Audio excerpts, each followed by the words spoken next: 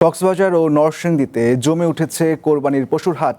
জেলায় দেশীয় জাতের কোরবানির পশু পরিচর্যায় ব্যস্ত সময় পার করছেন খামারিরা। প্রাণী সম্পদ বিভাগের তথ্য মতে স্থানীয় চাহিদা মেটানোর জন্য দুই জেলাতেই পর্যাপ্ত গবাদি পশু আছে। ঈদুল আজহাকে সামনে রেখে কক্সবাজারে ব্যস্ত সময় পার করছেন খামারিরা। জেলার বিভিন্ন স্থায়ী ও অস্থায়ী হাটেও বাড়ছে পশু বিক্রি। এবছর কক্সবাজারে 1,34,000 কোরবানির পশুর চাহিদা রয়েছে। প্রস্তুত রয়েছে 1,58,000-এর বেশি। ভারত থেকে গরু না ঢুকলে ভালো লাভের আশায় খামারিরা। দেশি গরু যে এরকম চাহিদা আছে, এই চাহিদা অনুযায়ী দেখতেছি এখন লাভবান হতে পারবো। আশা করতেছি বাহির থেকে গরু বৈধপত হোক চোরাপত হোক যেভাবে হোক, যদি গরু না আসে আমরা আমাদের গরুগুলা বিক্রি করে আমরা উপযুক্ত টাকা পাবো। দেশীয় ও সুস্থ পশুর কোরবানি উৎসাহিত করতে নানা পদক্ষেপ নেওয়ার পাশাপাশি চামড়া সংরক্ষণ নিয়েও সচেতনমূলক কার্যক্রম চালানোর কথা জানান জেলা প্রাণী সম্পদ কর্মকর্তা। কোরবানি ঈদ উপলক্ষে যারা শুধুমাত্র মোটাতাজাকরণের সাথে সংশ্লিষ্ট থাকে তাদেরকে আমরা যাতে স্টেরয়েড সহ অন্য কোনো কেমিক্যাল দিয়ে যাতে গরু মোটাতাজাকরণ না করে, এই জন্য তাদেরকে আমরা পরামর্শ প্রদান করি এবং তাদের বিভিন্ন ধরনের সহায়তা প্রদান করি। এদিকে কোরবানির ঈদ উপলক্ষে ব্যস্ত সময় পার করছেন নরসিংদীর খামারি ও কৃষকরা। এবছর জেলায় প্রায় 86,000 কোরবানির পশু প্রস্তুত করা হয়েছে। দেশীয় পদ্ধতিতে পালন করাই এখানকার পশুর ব্যাপক চাহিদা। তবে গোখাদ্যের বাড়তি দাম ও ভারত থেকে পশু আমদানি বন্ধ না হলে ক্ষতির আশঙ্কায় খামারিরা। এই গরুগুলি খাবার দাবার সব হলো আমাদের বাংলা খাবার, ভেজালযুক্ত কোনো খাবার নয়। জিনিসপত্রের দাম অনেক বেশি, যার কারণে গরু কম দামে বিক্রি করা যাইতেছে না। এখন যদি আমরা উচিত মূল্য টাকা না পাই তাহলে তো মনে করেন কি আমরা গরু ফালাতে বঞ্চিত হবো। ক্রেতাদের মতেও ভারত থেকে পশু আমদানি বন্ধ না করলে আগ্রহ হারাবেন খামারিরা। গরু রক্ষণাবেক্ষণের সিস্টেমও খুব ভালো আর কি, তো আর গরুগুলাও সুন্দর। কোনোভাবেই আশেপাশে কোনো জায়গা থেকে গবাদি পশু আমাদের দেশের নাগরিকদের ক্ষেত্রে বিডিআর মহাপরিচালক সহ অন্যান্য আইনশৃঙ্খলা বাহিনী যার তাদের তিনি তারা মিটিং করেছে এবং এটা কোনোভাবেই এটা হবে না, কারণ এটা যে করেই হোক, কারণ এটা যদি হয়ে যায় আমাদের খামারিদের লস হয়ে যায়, আর আমরা খামারির লাভটা চাই, সেই লক্ষ্যে আমরা এই কাজটা আসলে করে থাকি। এবছর নরসিংদীতে 78,000 কোরবানির পশুর চাহিদা রয়েছে। One national desk. নির্মাণে নাম্বার 1 শাহ সিমেন্ট। ঈদুল আজহাকে সামনে রেখে ব্যস্ত সময় পার করছেন খামারিরা। এই নিয়ে আরও জানাতে মানিকগঞ্জ থেকে যুক্ত হচ্ছেন শাহিদুজ্জামান শাহিদ।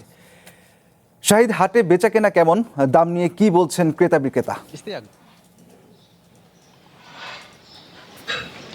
ইস্তিয়াক, যেমনটি বলছিলেন আর কি, আমরা কিন্তু এই গত কয়েকদিনে কিন্তু এই কোরবানির যে পশুর হাটগুলো রয়েছে সেই হাটগুলো কিন্তু আমরা ঘুরেছি। সেখানে কিন্তু হচ্ছে ক্রেতা এবং বিক্রেতাদের উপস্থিতি কিছুটা লক্ষ্য করতে পেরেছি। যা তারা আমাদের যেমনটি জানিয়েছেন, সময় বাড়ার সাথে সাথে উপস্থিতি কিন্তু বাড়বে হাটে। এখনো পর্যন্ত হচ্ছে যারা বিক্রেতা আছেন তাদের উপস্থিতি আমরা দেখতে পাচ্ছি। ক্রেতা সাধারণ কিন্তু উপস্থিত হচ্ছেন, দাম কিন্তু হাঁকাচ্ছেন। সেক্ষেত্রে কিন্তু হচ্ছে কেনা বেচা খুব একটা আমরা দেখছি না আসলে। আজকে সপ্তাহের শেষ দিন, আগামীকাল শুক্রবার সাপ্তাহিক বন্ধ থেকে আগামীকাল থেকে কিন্তু হচ্ছে দমে কোরবানির যে পশু বিক্রি সেগুলো কিন্তু হচ্ছে শুরু হয়ে যাবে। সেগুলো এটাই কিন্তু হচ্ছে হাট কর্তৃপক্ষ এবং সংশ্লিষ্ট যারা রয়েছেন তারা কিন্তু আমাদের জানিয়েছেন। আমি একটু যদি জানিয়ে রাখি, মানিকগঞ্জে কিন্তু কোরবানির জন্য হচ্ছে প্রায় 1 লাখ পশু কিন্তু হচ্ছে প্রস্তুত রয়েছে।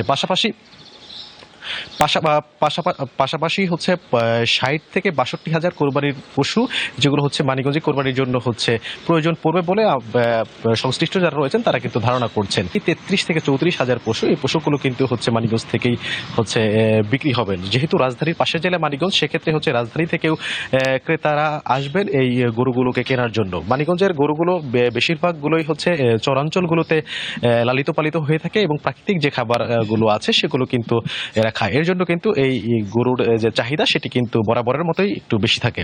আমরা প্রান্তিক যে চরাঞ্চলের যে খামারি আছে তাদের সাথে কথা বলেছি, তারা কিন্তু সারা বছর এই কোরবানির ঈদকে কেন্দ্র করেই কিন্তু যে তাদের যে পশু লালন পালন, পশু বিক্রির যে একটা ধুম, তারা কিন্তু এতে করেই কিন্তু একটা স্বপ্ন তারা দেখেন। তারা কিন্তু সেই প্রত্যাশায় আছেন যে সারা বছর যে গরুগুলো পেলেছেন এবার হচ্ছে হাটে তুলছেন, তারা কিন্তু ভালো লাভের আশা করে হাট পর্যন্ত আসছেন। আসলে এখন ক্রেতাদের সাথে আমরা কথা বলেছি, তারা শুরুর দিকে যে বাড়তি একটা দামের বিষয় আমাদের জানিয়েছেন, কিন্তু সেটা বিক্রেতাদের দিক থেকে এই দামটা সহনীয় পর্যায়ে এখনো পর্যন্ত রয়েছে বলে জানা গেছে।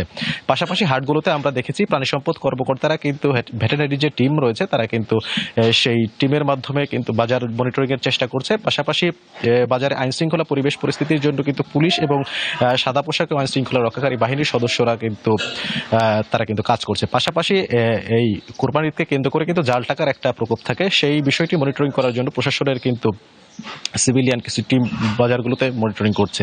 তো মানিকগঞ্জের যে প্রায় শতাধিক বাজার রয়েছে স্থায়ী এবং অস্থায়ী, এই বাজারগুলোতে প্রশাসনের পক্ষ থেকে সার্বিক ব্যবস্থা নেওয়া হয়েছে। এখানে খামারি এবং ক্রেতা বিক্রেতারা যেন সুন্দরভাবে ব্যবসা পরিচালনা করতে পারে, এখান থেকে কিন্তু সুন্দর একটা এই কোরবানির হাট যেন নির্বিঘ্নে চলতে পারে সেই প্রস্তুতি কিন্তু রয়েছে। আসলে মানিকগঞ্জ থেকে এই ছিল আমার কাছে সর্বশেষ। ধন্যবাদ শাহিদ। মানিকগঞ্জ থেকে পশুর হাটের বেচাকেনা নিয়ে সর্বশেষ পরিস্থিতি জানাচ্ছিলেন শাহিদুজ্জামান শাহিদ।